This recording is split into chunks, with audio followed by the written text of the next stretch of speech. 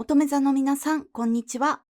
2022年の乙女座さんのためのリーディングを行います。2022年が乙女座さんにとってどのような一年になっていくのか、どのようなことに注意すればよいのかなど、全体的なメッセージを受け取っていこうと思います。それでは、シャッフルいたします。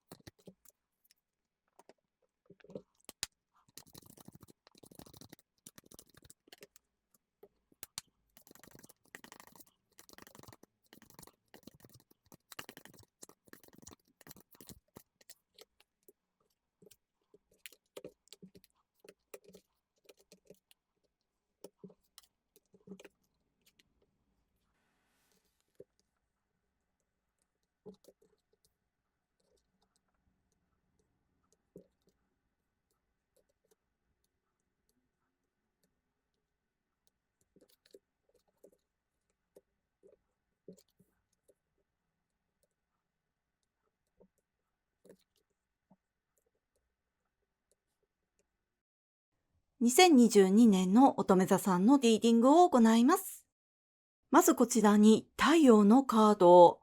この1枚だけでも、この2022年というのは、乙女座さんにとってものすごく良い年になるんですが、どれくらい良いかというと、今までの努力や苦労というものが報われるというだけではなく、その結果を受けて、あなたが行っていくこと、あなたから生み出されていくものというのが、あなたを幸せにしていく。愛する人に愛されるというような、もともとそういう状態にある人にとっては、ささやかな幸せかもしれないんですが、お金で買えない幸せをつかめる年、それは愛するお仕事、どうしてもこのお仕事をしたかったというお仕事に就けたりとか、どうしてもこういう作品を作ってみたかったというものを作れるとか、とにかくこの愛する対象に愛される年、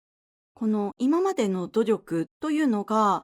とても良い成果になって帰ってきているというのは、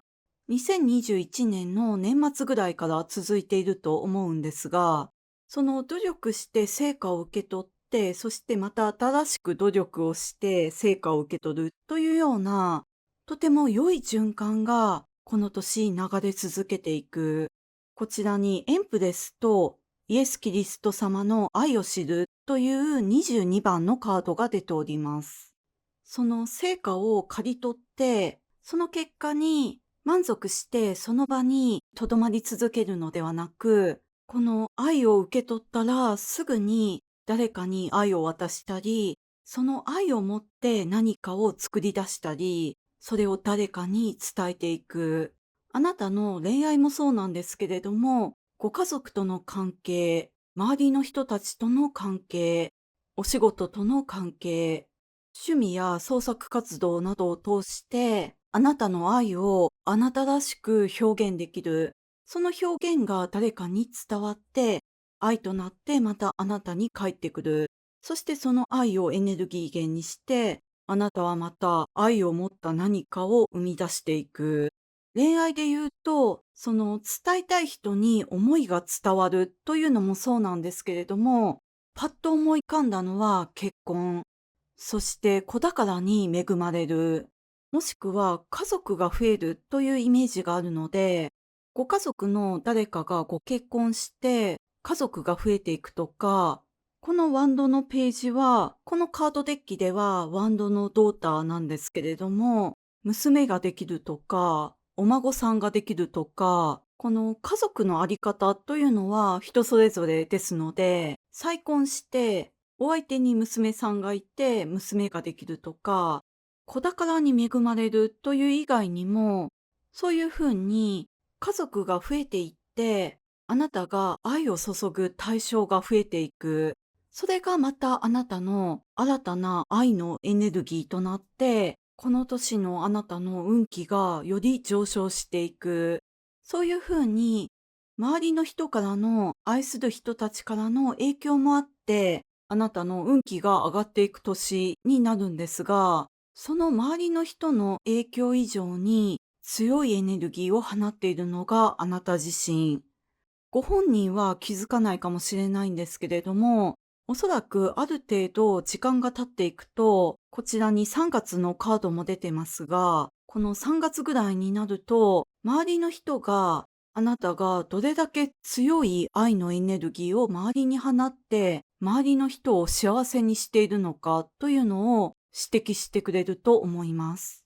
そしてそういう愛のエネルギーを周りに放っている人というのは、とても良いお仕事や人間関係を引き寄せていくし、あなたの周りの人間関係をとても穏やかにあなたが活動しやすいように変えることができる。それはあなたのこのエネルギーに感化されて、周りの人たちが変わっていっているんじゃないかなって思うんですが、それもこの3月にわかりやすい形で結果が現れてくると思います。特にこの3月というのは乙女座満月がありますので、2021年の乙女座新月お誕生日の頃ぐらいに取り組み始めたことや願っていたことというのが、そのあなたを取り巻く人間関係、恋愛や結婚に関することだった場合、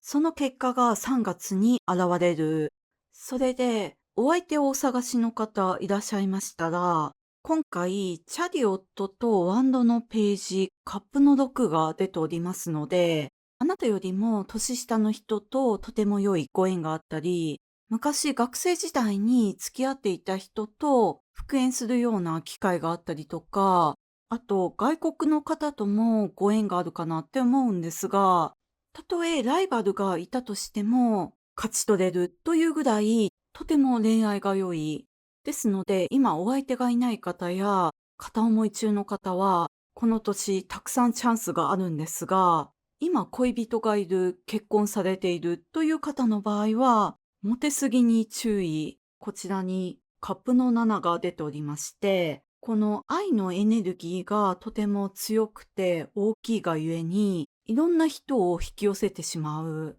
その中にはとても魅力的な人ももちろん含まれていますので、優しいがゆえに返事を後回しにして、それがあなたに思いを寄せる方の誤解だけではなく、あなたを取り巻く周りの人たちの誤解に発展してしまわないように、ぜひ注意してください。そしてこの年は言葉で伝える能力というのがとても高い。こちらに今年の主の神様のカードも出ておりますが、このワンドのページも出ているということもあるので、あなたの思いを伝えたい人に上手に伝えられるということもあるんですが、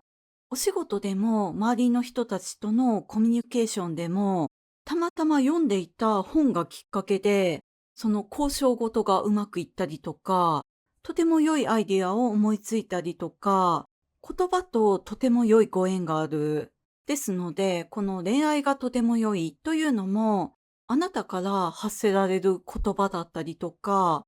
あなたがメールなどで送った言葉というものが、その愛を深めるきっかけになっていったりとか、創作活動で言うと、小説など言葉を生み出すような創作をされている場合は、この年はビッグイヤーになると思います。そうじゃない創作をされている方も、あなたの言葉がきっかけになって、その作品が注目を浴びるとか、あとお勤めをされている方も、起業をされている方も、そのあなたの言葉が出発点にあるアイデアや企画、あなたを通した周りの人たちとのコミュニケーションというのが大きな成功につながっていく。就職転職活動をされている方の場合は、あなたの今までの努力というものが報われていく年。それまでに取った資格だったりとか、それまで勉強していたことを活かせて、かつ人間関係の良い、あなたの魅力や能力を活かせる職場ととても良いご縁ができる。そして起業したいって思っていたような方にもとても良い年で、あなたの才気やあなたのオリジナリティというものがとても良い形で活かせる。こちらにバッファローのカードも出ておりますが、この年の良さというのは、このバッファローに象徴されているかなって思うんですけれども、この運気が良いということに浮かれるのではなく、とても地に足がついている。そして自分を分かっている感じなんですね。なので、おごることなく、その状況を受け入れて、そこに満足してとどまり続けるということもなく、一歩一歩着実に前に進んでいく。そしてどんな困難や障害物が現れてきたとしても、それを避けたり引き返したりすることなく、自分を高めるためのチャンスとして受け入れて、あなたはまたより大きく成長していく。そういう人だからこそ周りの信頼も勝ち取っていくんだと思います。